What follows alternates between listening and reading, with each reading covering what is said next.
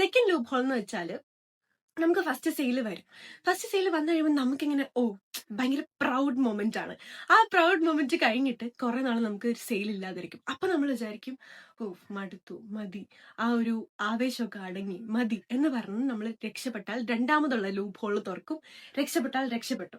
ഇനി മൂന്നാമത്തെ സ്റ്റേജ് എന്താണെന്ന് വെച്ചാൽ നമ്മൾ ട്രെയിനിങ്ങിൽ ഇരിക്കുമ്പോൾ ലൈവ് ആയിട്ടുള്ള ചേട്ടനെയും ചേച്ചിമാരെയും ഇങ്ങനെ കാണും.